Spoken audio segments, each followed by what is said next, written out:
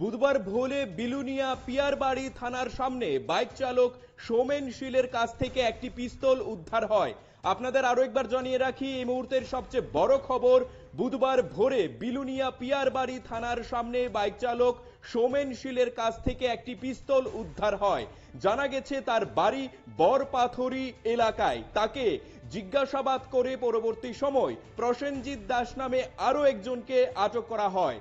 তার বাড়ি গাবতলিতে। পুলিশ এখন দুজনকে জিজ্ঞাসাবাদ করছে। এই মুহূর্তের সবচেয়ে বড় খবর শুনতে পাচ্ছেন শুধুমাত্র PB24 এর পর্দায়।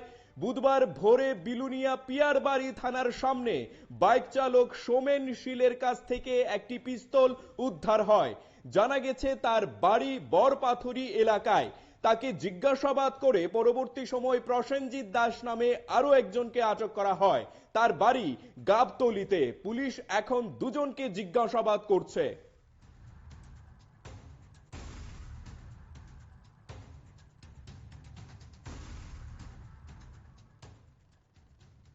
আপনাদের আরো একবার জানিয়ে রাখি, বুধবার ভোরে বিলুনিয়া পিয়ারবাড়ি থানার সামনে বাইক চালক সৌমেন শীলের কাছ থেকে একটি পিস্তল উদ্ধার হয়। জানা গেছে তার বাড়ি বরপাথরি এলাকায়। তাকে জিজ্ঞাসাবাদ করে পরবর্তী সময় প্রসেনজিৎ দাস নামে আরো একজনকে আটক করা হয়। তার বাড়ি গাবতলিতে। পুলিশ এখন দুজনকে জিজ্ঞাসাবাদ করছে।